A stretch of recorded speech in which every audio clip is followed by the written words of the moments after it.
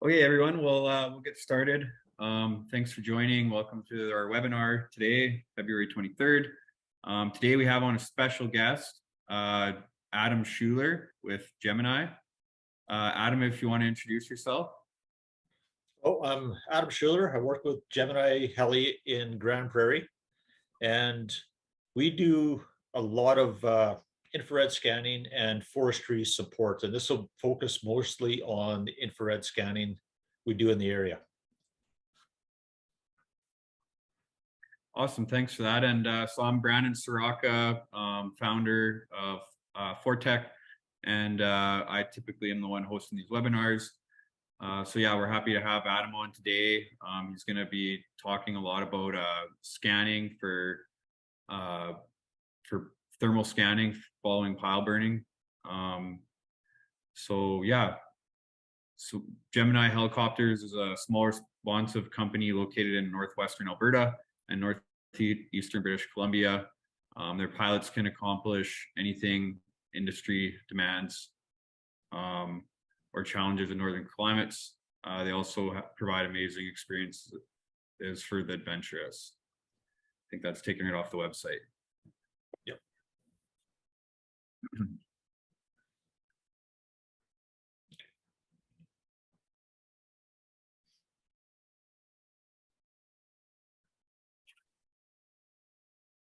Okay, this infrared scanning. This picture in the background is just a still of the video we take, and these are typically a lower resolution camera that we use, just because the infrared, it doesn't need that high resolution. Every pixel it differentiates, and this is just an image of taken off a video. So we'll just advance the next slide here.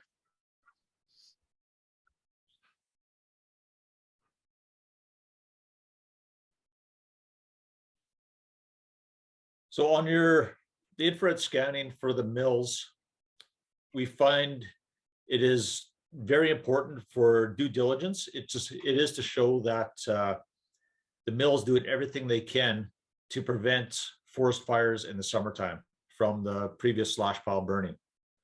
So there have been holdover fires that have started forest fires. And unfortunately, if the forest fire starts from a slash pile burn, the mill or whoever lit it is responsible for the entire firefighting cost. And just to give you an example, a short or a small fire that happened in the Grand Prairie area probably about 6 years ago ended up to be about 75 hectares. And the cost of that after day one was over $1 million. By day two, $1.5 million, and they were going to charge the mill. And we were lucky enough that we scanned these piles, and all the piles shown that they were out. And while recording the video on the scan, we actually came across the ignition point of the forest fire, which was a forestry employee, like an ag and forestry employee, when they were doing pine beetle burning. So it was a due diligence. It prevented the mill from $500,000 or $1.5 million bill. And that was just on once. And since I've been doing it the last 20 years, that has came up about 4 times. And each bill could have been over $1 million that would have been to the mill. But because we had video proof that these fires were out, it was the due diligence that said that they were in the right and they did not get charged for it. So it also helps if there is a hot spot, we can get on those spots a little bit sooner before forest fire season officially starts and we get the really hot and dry days. So it's the best way to mitigate your fire risk, that if you're starting any slash piles. And especially early season forest fires, there is, of course, when it's right after the snow melts, nothing's greened up yet. If you get a couple windy, hot, dry days, that's when the fires will start. And Unfortunately, that's also the time we want to be scanning too. And I'll go into that a little bit more, but so it's a very time sensitive. And we want it to be dry enough that we can scan, but not dry enough that it's actually going to start a forest fire. Let's go to the next slide. Branden, if you want to pull the video up, I think that was the next one as well. Oh, yeah.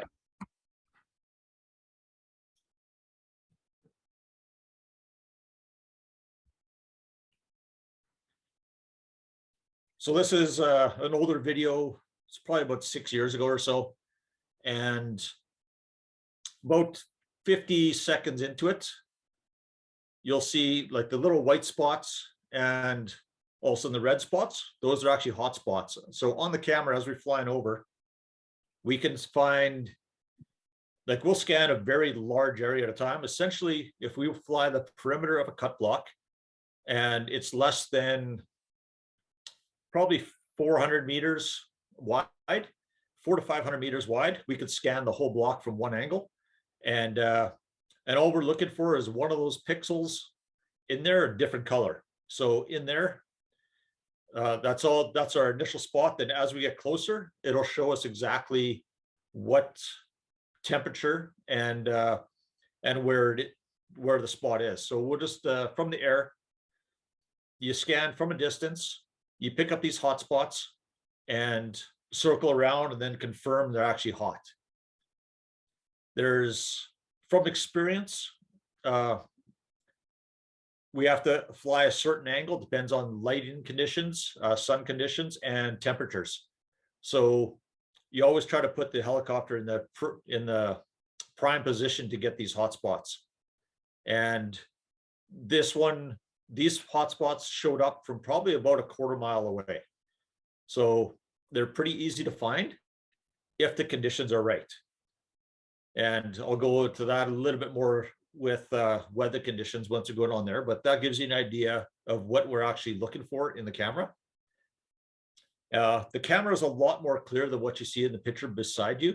The pixelated version, it's after downloading many times, but in the camera, we have two ways to look at it. We can look at it through either the lens itself. So you're looking at a very small picture, but you're focused on it. Or you're looking at the screen, which the screen is about the size of what you would see on your computer right now. It's only about 3 or 4 inches by 4 or 5 inches. So it's not that big of a screen, but it's easy to pick up the hot spots. Awesome. Do we have any questions in the chat, Riley? Yep, Matt Madness is curious which make and model of camera that we recommend for scanning. Okay, I've been using multiple different cameras, and the one we're using right now, the two we're using right now, they're all from FLIR, and they're and we're using the handheld cameras. And the reason why we're using the handheld cameras is once you get a helicopter mounted camera, it is first of all, it's cost prohibitive and it's limited to that machine. So with a handheld camera, we can scan out our side window. And with that, you're a lot more flexible. The camera operator can scan off to the side, up or down, whatever he needs, independent of what the helicopter is doing as much. With the helicopter mounted cameras, you have to fly. Well, there's drawbacks and cons, or bonuses and cons to each one. But we found the helicopter mounted cameras really limit your time over the block, as in you spend more time. But the handheld cameras, we're off to the side a bit more. And the numbers we're using are the FLIR GFX 320s, the FLIR T640s, or the FLIR T1020s.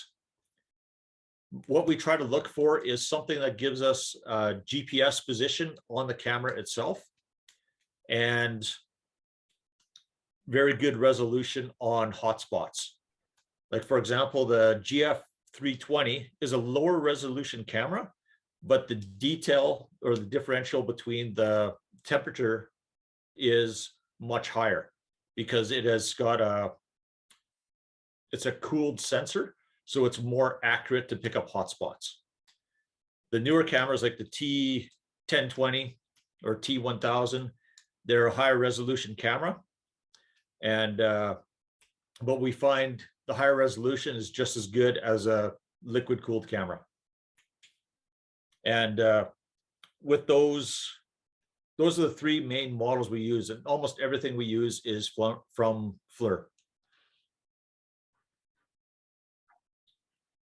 Awesome. Thanks for that answer, Adam. Yeah, thank you very much. Let's get ahead one more. Yeah. So into machine types. Okay, so previous years we were using Bell Jet Ranger, but due to market conditions, the machine is getting old. Parts are getting obsolete, so we've moved up into newer machines, newer technology. And by using a larger machine, a lot of the times we do take personnel from the mills on board with us. And so we can get a couple of jobs done at the same time, because if you have to do a final clearance or something to that effect, check on the blocks, plan silviculture, you can do that at the same time as we're scanning with the larger machines. So we've been using the A-Stars, and new to us as of this year are the EC135s. These are newer machines that there's only 8 in Canada. We have 2 of them, and they're the preferred machine from a pilot's point of view, and also on the safety point of view. They have twin engine safety, all redundant systems.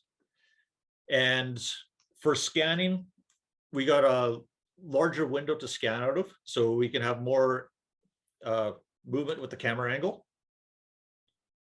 And one critical thing we find in scanning is speed. A lot of times, if the blocks are far apart, we're limited by how long we can fly in the day by daylight. So the faster we can get between the blocks, the better it is. So a machine that goes faster, like the EC135, is almost double the speed of the Jet Ranger that we're using. So that makes up for, you could get more scan time in a day versus a slower machine.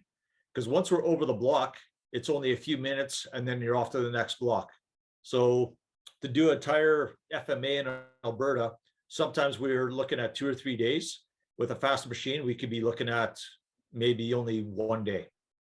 So it is critical between blocks to have your speed, because we're typically going against daylight. A couple more things about the A-Star. So it's just, we have a scanner usually in the front seat, and you can take up to 4 people in the back. And that is on top of the scanner. We have about 110 knot cruise with the EC135s. We're anywhere from 125 to 135 knot cruise. So it might not look like much, but after an hour, you're making up about 10 to 20% more ground on by using a faster machine. And the other thing about the EC135 is safety features. Never mind just for scanning, but just for general aviation use. The machine with twin engines, this is one of the few machines that if you have any failure of any system, you can just fly away. You just carry on and keep on moving. Most other machines like A-Stars, Jet Rangers, if you have an issue, you're landing right now. The EC135, you go land in an airport, or you go land in someplace safe. That's a new thing to Canada. The only people that had these before were RCMP and the Ontario Provincial Police, but they want it for safety. And this is the machine that's the same as what Stars is using, just a little bit smaller. It's just one row less of seating than what Stars has. So when it comes to safety, this is the machine that it is rated one of the safest machines out there. And a lot of the times working over the cut blocks and areas in the FMAs where we're always flying over the trees. And if anything is to go wrong, we can still fly away. It's one of the few that can do that. So we'll carry on to the next slide. Yeah, thanks for that explanation, Adam. We do have a question in the chat. It's from Theo, and he is asking if the EC-120 is still on the list of helicopters used at Gemini. No, the 120s we don't use anymore. So everything we have, we just have the A-Stars and 135s now. The 120s were close to the Jet Ranger, but it's going the same way as the Jet Ranger as the parts are getting obsolete. They stopped making those machines, like the 120 and the Jet Ranger. So parts are getting cost prohibitive.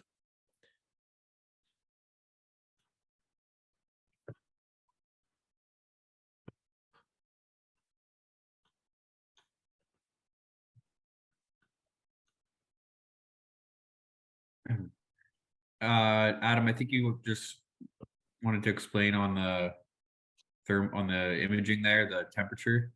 Yes.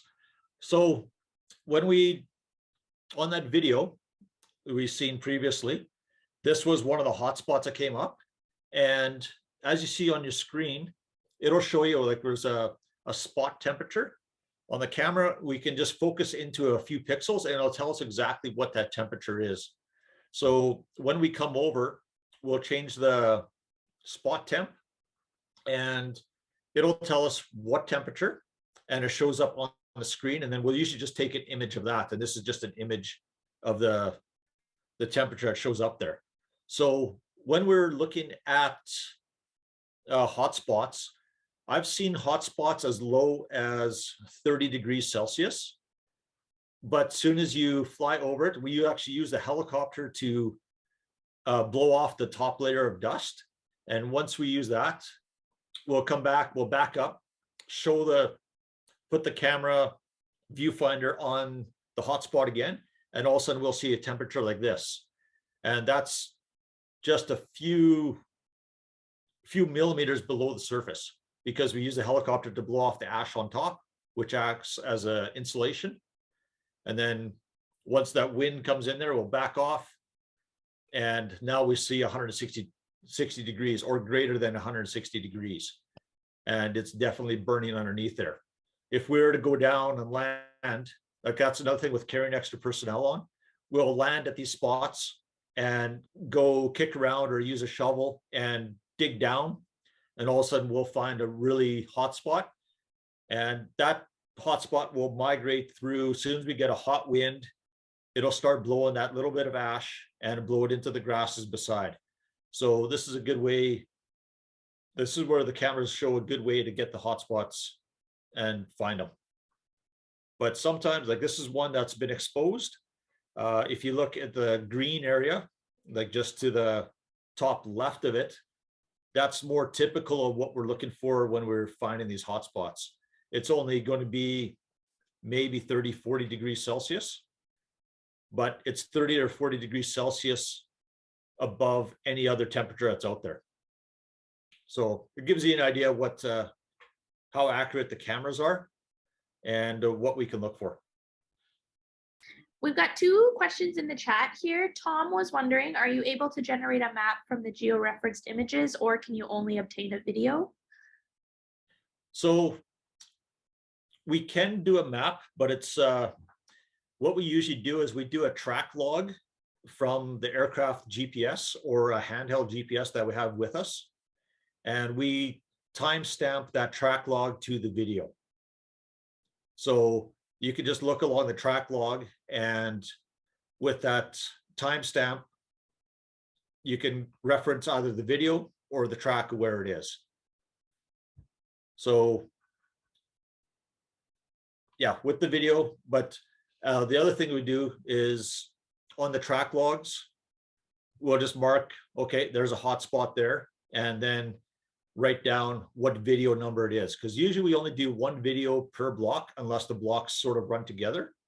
So there's a couple ways to georeference where your video is. And on the camera, this one doesn't show it, but one of the cameras we use actually has the GPS position embedded in the video. And it would be displayed at the bottom where it says the FLIR logo at the bottom. All right, we got one more question from Theo. He's asking, is the technology you utilize able to create LiDAR scanned images while doing thermal scanning? On that one, I would say no, just because with the LiDAR images, you need overlap. Like you need, I believe it's about 30% overlap to get a good texture. And with the infrared, there's not enough detail to get to do essentially create a LiDAR layer on it. So you would have to overlap that 30% on every part of the block to get a proper LiDAR image.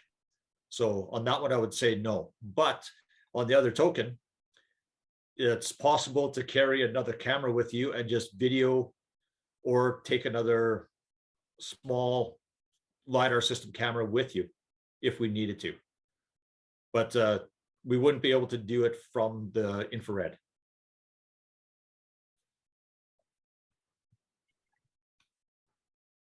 Cool. Thanks.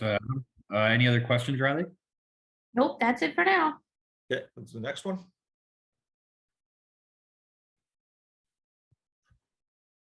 Okay, some things that are critical for infrared scanning is the timing of the scan and our weather conditions. So with infrared, we are limited by daylight. So daylight, if we're scanning on a clear blue day, our scan time is very limited. By the time that the sun gets probably about 15 to 20 degrees above the horizon, we are done. So that only gives us about an hour or two of scan time, unless it is overcast and cloudy. But if it's overcast and cloudy, it can't be previous or it can't be post rain. And the reason for that is if the ground is wet, it will actually cover up the hot spots. So that little wet layer of ground is enough to shield the hot spot from the camera. So that's why we need to start when it is warm. We need 3 to 5 drying days before we scan. And by that is sun shining days or windy days with no moisture. So even frost in the morning, like a heavy frost in the morning, is not great for scanning. So a good example is referring back to the video we watched earlier. That video was done on a block when we scanned it the second time. The first time we scanned, we found a hot spot. We went back in 3 days later after drying days, like 3 good days after, and then we found 3 more hot spots. And that was because the ground was actually wet when we scanned the first time. So the first time, it was we were just lucky we actually caught the hot spot. So now that's why we have to stick with the 3 to 5 drying days before we go. If we go right after a rain or a light snow, your scan is not that accurate, and you could be liable to get a hot spot in there that we would have missed. So, and the other thing is we can't have any snow on the block. Snow is a good insulator for the infrared camera too. Any layer of snow will automatically cover up a hot spot. So it doesn't take much, especially stuff as you get further north in Alberta, you get a lot more peat. We have found the peat hotspots to burn a little deeper, and they're easy to cover up because as they burn, the top sort of ashes fall into them and it covers up the hotter stuff underneath. So timing is critical for weather.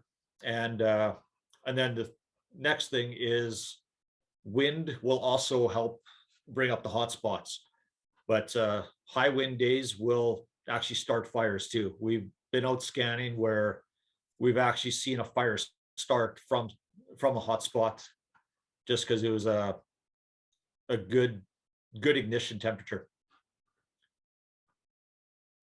And our timing usually all depends on the snow melt. So if there's a low snow load year, we will we'll start as early as mid-April and go into May.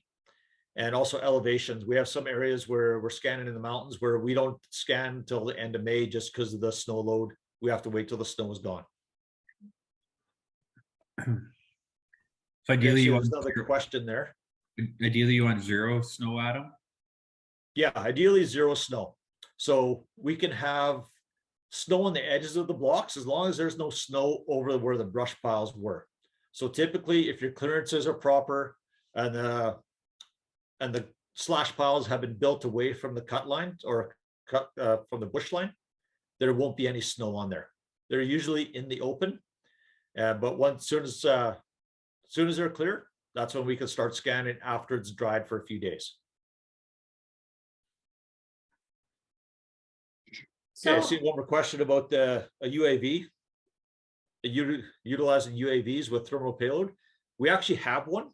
We have a drone with a thermal camera. Now, the thing is, it does work well, but it's one block at a time. And when you're doing a whole FMA, we can do a whole FMA typically in 1 or 2 days. If you're to do a UAV, you're probably looking at weeks to do it because everybody has to stay within sight of the drone, which means you got to drive to every block and utilize the UAV on the block. So by that time, you're looking well into fire season if you're scanning a few hundred blocks, because we have done it and it's not a cost or time saving. So the helicopter cost might look high. It's in the beginning, but when you look at using weeks of UAV time and labor, it gets rather expensive.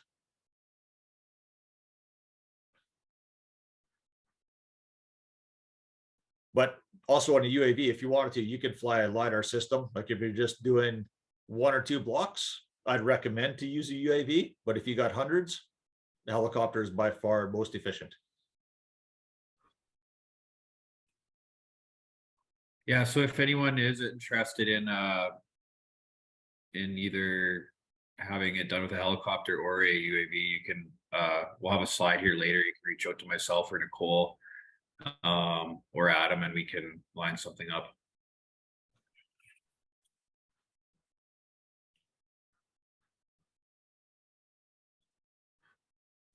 Next slide. All right, so usually when we're planning for the scan, all we need is usually just a geo-reference PDF map. We have got multiple programs we use in the helicopter. One's called ForFlight. We just put on the map from the mill. As long as it's geo-referenced, we can put that on and then we can fly the blocks. Usually we like to see the block boundaries, and if there's a chance, some people do have where the burn piles actually are. That is ideal, but usually block boundaries, and once we're over the block, that's all we need to see, and then we can just scan. We just fly the perimeters of the block usually.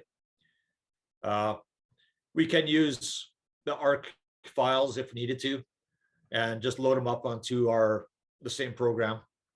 And then for when we're done, we always record our track log, so we show exactly where we flew, and also for geo-referencing the video to our track log.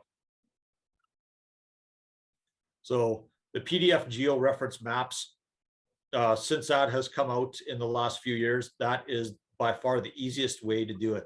Most mills, that's what they do already. They just use the PDF maps and it works. Like I said, we have multiple different programs we can use. We have iPads mounted in the machine. We just reference the iPad for navigation. And then on production, as I mentioned before, with comparing it to UAVs, it's very quick to get between blocks, and just an approximation of 100 hectares a minute, possibly more, just depends on the sight lines of the camera.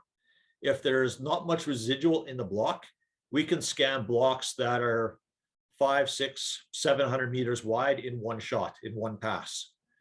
As soon as we got residual blocks or residual stands, we have to make sure we don't miss anything, because trees are a good insulator for the infrared camera.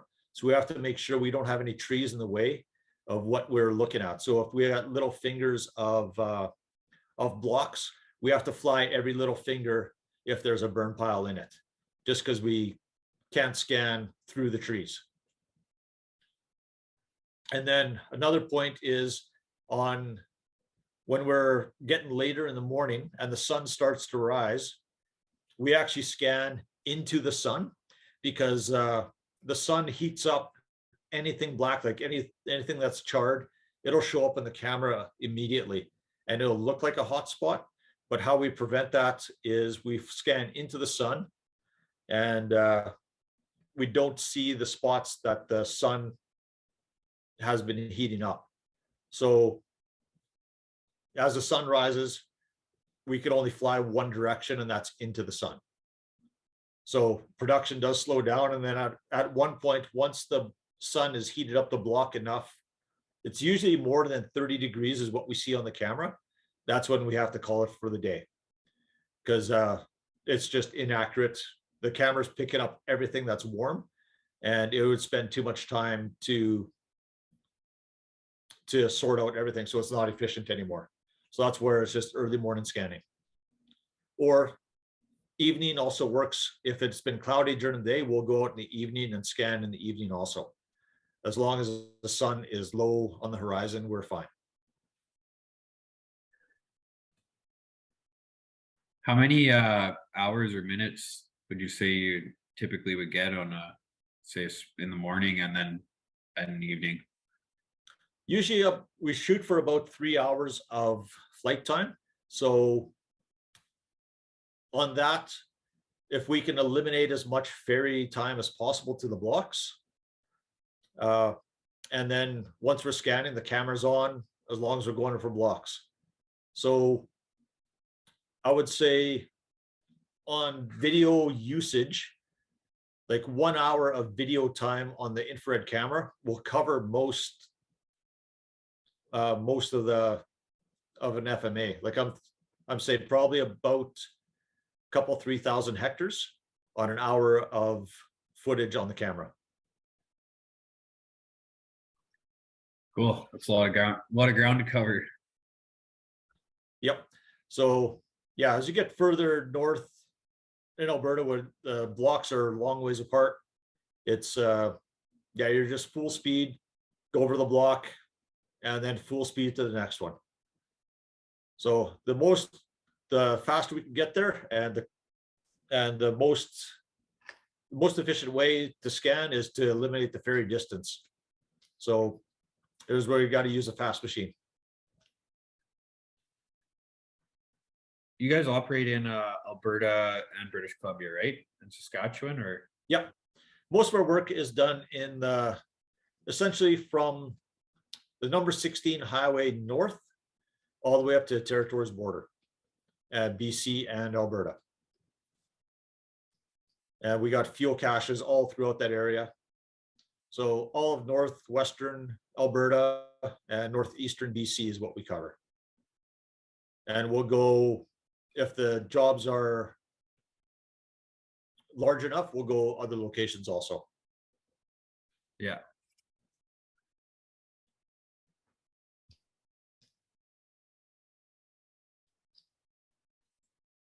Any more questions?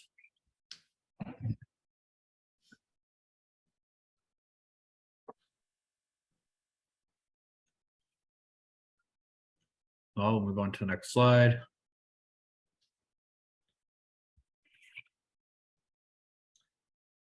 I touched on this one already a little bit, and with this job, we can take the clients on board And as I mentioned before, you can do your block checks, final clearance, and you can scan this at the same time. We usually try to put the camera and the client on board at on the same side of the aircraft.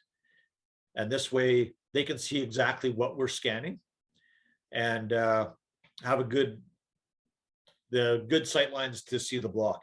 And the other thing is, as we found one time before, if the client's on board, we can take immediate action on these hotspots. Sometimes time is critical, and we can get the hotspot out either by shovels, or if it's too big, you can start calling the equipment immediately.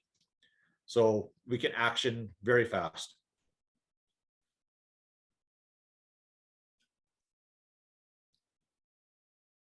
Yeah, and I see one question at the bottom, one statement. In the experience, you have a tough time with the sun heating up rocks mid-morning.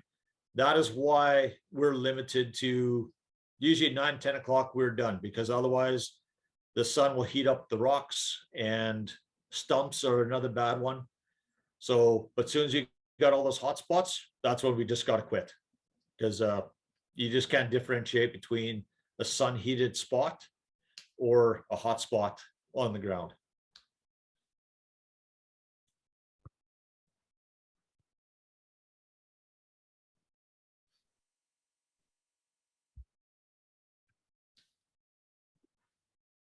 So for us with our company, I've been doing this for over 20 years of flying. And also I've started out as a scanner on one of the jobs 20 some years ago. And I've been doing it on and off for the last 20 years also.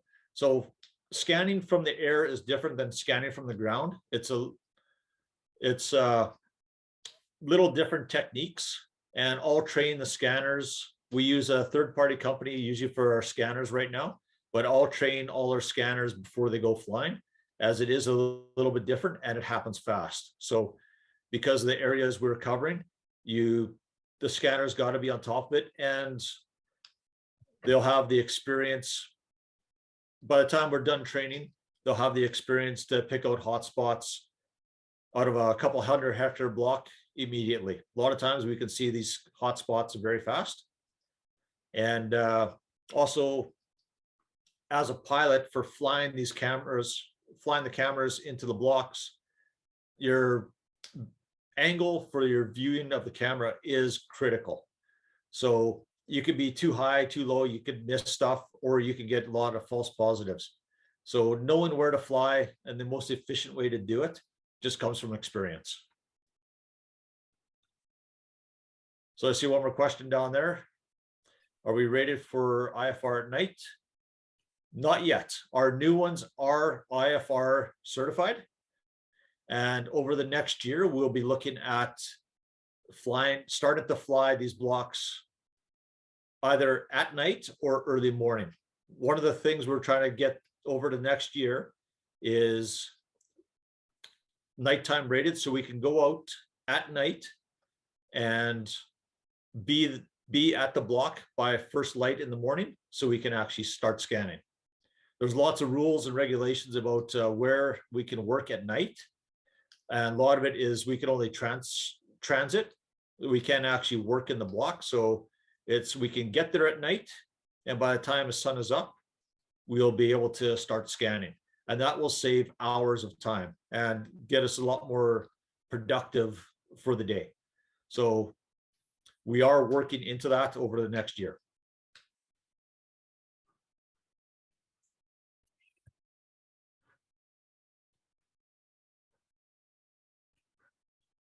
So I think that's all I have here. Yeah, I just had our Forteck list of services up on the screen here. Adam, do you want to maybe just touch a bit on Gemini's services and what exactly you guys provide for helicopter services? Okay. For the forestry industry, pretty much everything we do, everything you guys can do on the ground, we're the transportation to get there. So we'll take in layout personnel.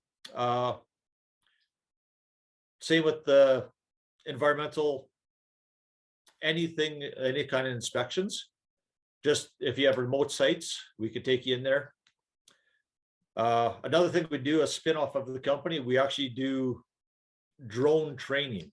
So we can actually do some of the drone certifications. I'm a certified flight reviewer for Transport Canada. That's a spin-off of what we did with Gemini here.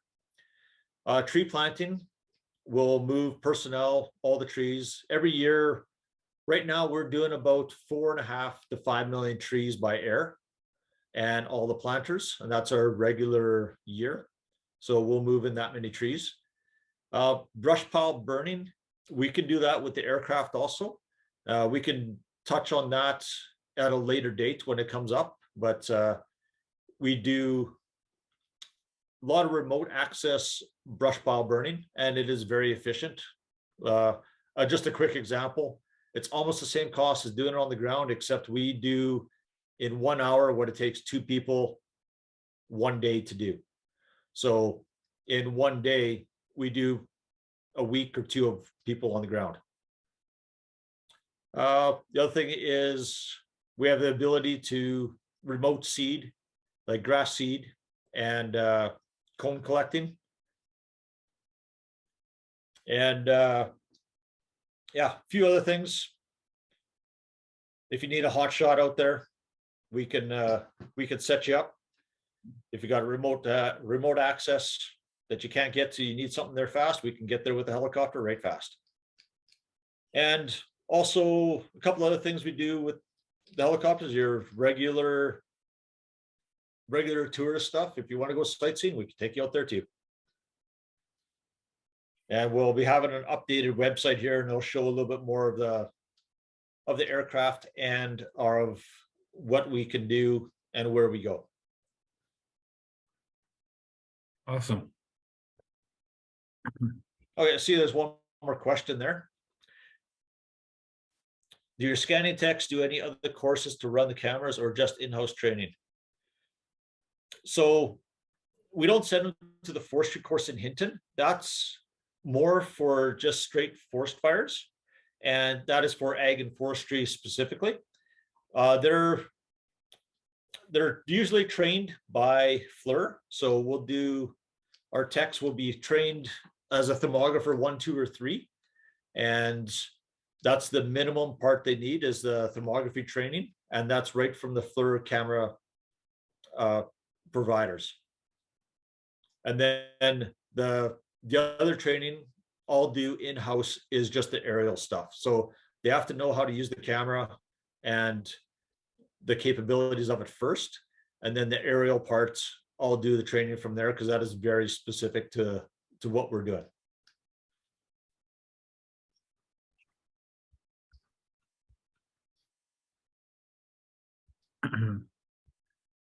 So yeah, we just have our standard hiring and recruiting slide here. So if you are interested in working with Forteck, we're hiring for forestry technicians in Alberta, British Columbia, as well as waste and residue surveyors in BC, and we do have a couple summer student openings as well. So if you are interested in applying with Forteck, you can email a resume to careers@forteck.ca. And Adam, we'll have you on here. I heard you guys are hiring as well for pilots. Yeah, but we're looking at 2,000-hour pilots right now, no low time guys, and we just have one more position to fill for the summer, and it's just contract just for the summer position. Cool. All right. So yeah, if you want to get in touch with anyone on here to discuss doing scanning or any sort of other services that you need done, you can feel free to just scan the QR code there on the screen. You can just pull up your phone and I think just hold your camera over it, and it should give you a link, and that'll allow you to set up a 30-minute consultation, or could be 15 minutes with Nicole. So Nicole, if you want to just maybe unmute yourself and introduce yourself quickly. Hey, everybody. Thanks for joining today. Yeah, more than happy to answer any of your questions and find some answers if anything didn't get answered today. Awesome. So yeah, my contact info is there as well as Nicole's. And Adam, did you want it if it's scanning related, do you want to just contact one of us or contact you, or how did you want to do that? Either way. So, Okay. yeah, contact Branden or Nicole or myself. Okay. Awesome. Michael, do you have a question there? Yes. Hello. My question is that so your floor camera can be mounted on the helicopter? No, we use it just still as a handheld, and we use it through the window of the aircraft. The mounted ones, we just find that are rather expensive for a very short time, and we can use the latest technology of the handheld cameras, which is easier to use actually. It gives us more opportunity to use different machines also. Oh, okay.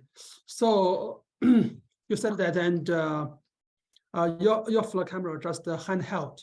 Yes. Oh, okay. Okay. Yep. Yeah. Got it. Yeah. Thanks for the question, Michael. Do we have any other Regarding the questions? drone service and what kind of a drone you have now? We've had an Arian Ranger with that has the FLIR camera on it, and that one's large enough to fly almost any kind of block, any kind of payload for a camera. But we just find the helicopter is more efficient than the drone. And then we'll use other smaller drones for just video and photogrammetry and LiDAR. Mm-hmm. Okay. Okay. Got it. Okay. I think, Thank you, Adam. I think we use like a DJI Mavic 3 or something like that for a bunch of our different types of work that we do with Forteck, but we also have capability of doing some thermal scanning as well. But yeah, I guess it depends pretty much on the project size as to if you should use drone or helicopter, how scattered the blocks are and stuff like that. Okay. Okay. Sounds good. Yeah. Mhm. Yeah, thanks for your questions. Mhm. We still have another 10 minutes here. If anyone else has any other questions, feel free to chime in now.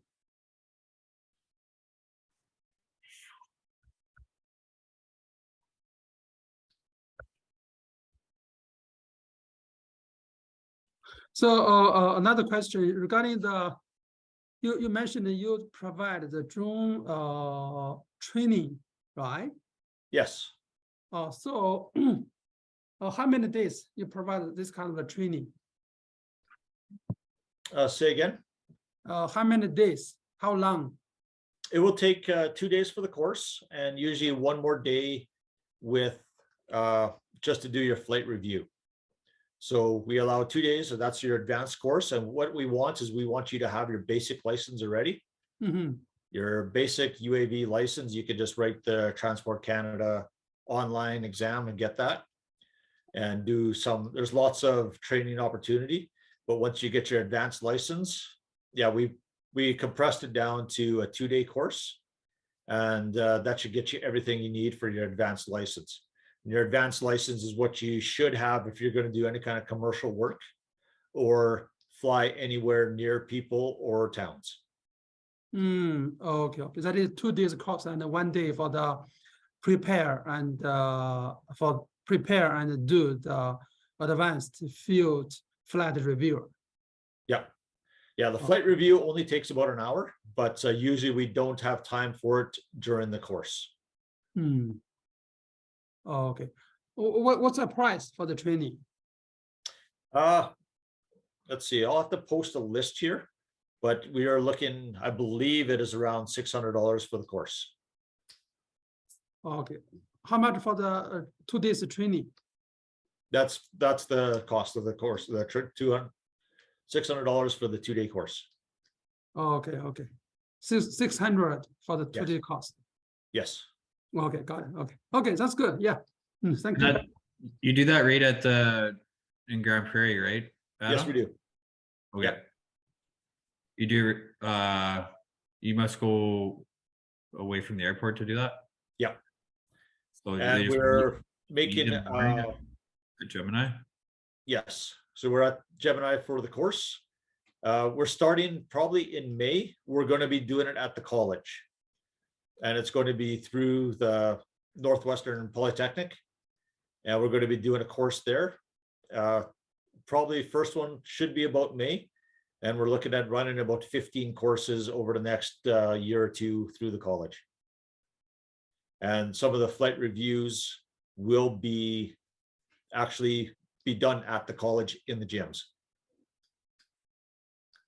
But you can start looking for that. I believe they're going to start posting that shortly through Northwestern Polytechnic. And Mhm. I'll be one of the instructors there. Okay, okay, that's good.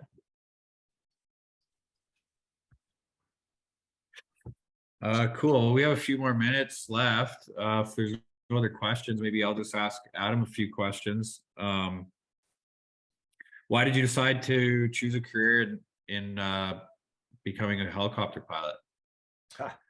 Well, there's a few different things on that one.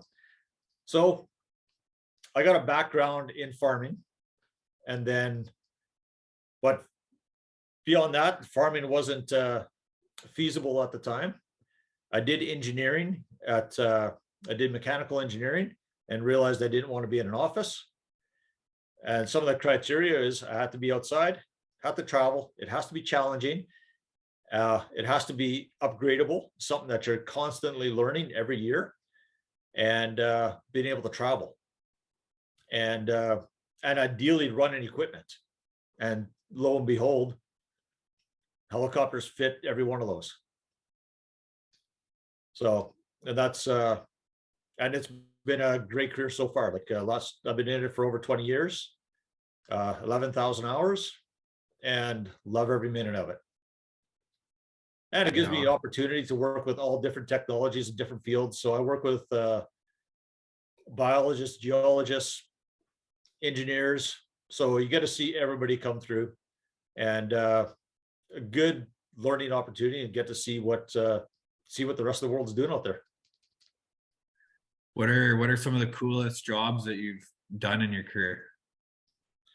Some of them, I'd say most of them are wildlife related, because the wildlife ones get me into areas that usually no one else can fly to, or no one can work in. So with that, I was able to work like in national parks, for example.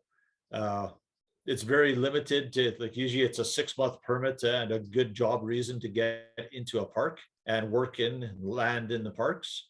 And I've got to see some really neat stuff in Jasper, Banff area, even Elk Island National Park outside of Edmonton. Get to fly a helicopter right inside the park there and have fun in that. But those are the most the fun ones. The other ones are even firefighting. It's nothing better than going out there and putting out a large fire by yourself. So those are also fun jobs too. But most of the flying, like the mountain flying, is probably my favorite, just because of the scenery and the challenges. Yeah, Hey, awesome. I had a quick question on your new choppers. That what are these EC-135s or something? Sure. So when you're running tree planters, or when you're running summer trees and whatnot, what kind of capacity comparison do you have for slinging trees with between like a Jet Ranger and an A-Star? Is it sort of in between? I haven't seen this chopper in the field yet. Just kind of wanted to know, like, we are the what's first ones to bring it into the field, like the first ones to use it as utility work. And these ones will be doing the same as what our FX2s or a B2 A-Star are, except one more person for passengers. So it's 6 passengers, but we're looking at anywhere from 1,600 to 2,000 pounds of lift capacity. And by those numbers, it depends on how much fuel, how far we're going. Usually we like to use 1,800 pounds as an average, and that's what this one will hit. that's with the EC-135s. Everything has been tested and written down, and your performance charts are very accurate. So if the chart says it'll do it, the aircraft will do it. And that's what's on our charts is 1,800 pounds, 2,000 pounds. So that'll be our capacity. The storage in the back is very large. So even without a basket like used on an A-Star, we can still carry just as much in the EC-135, except keep our same speeds, because a basket will slow the aircraft down by 10 to 15 knots. So there's a speed advantage. Especially as soon as you start going over 2 or 3 miles, it sure makes quite a difference in how much airtime you have. Very cool. That's good to know. Thanks a lot. Welcome.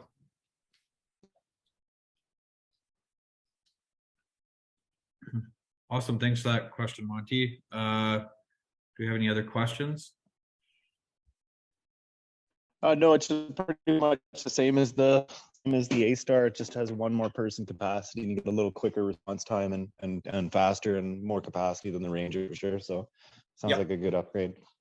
Probably be seeing more of them. Safety is the other thing. Like I didn't realize it until, like, I've been flying single engine aircraft for the last 20 years. And until you start flying a twin engine aircraft, you don't realize how much safer they are. A lot of the systems in them are, like, first of all, everything's redundant. Then the way the aircraft's designed, like, we can lose our tail rotor authority and I could still fly away. One of the few aircraft that can do that. Even though it's a single tail rotor, but we can still fly away on these aircraft. And just, it's like driving a car from the 70s versus a car that's built now. There's a lot of differences. You don't realize it. They do all the same work, but the safety factor is phenomenally better. I see there's one more question about the fuel burn. The fuel is at full cruise. We do burn more fuel because now you got 2 engines. So we're looking at about 75 liters an hour more at cruise, or up to 75 liters an hour more. But when we are doing slower jobs, or if we're not at full max cruise, it's called economical cruise, we are almost the same as the A-Star. These engines are computer controlled, and as soon as they're not demanding power, they cut their fuel burn down considerably. So we can actually get our fuel burn down. If we're just doing surveys, for example, our fuel burn is actually less than the A-Star. So it really varies on how fast we are going.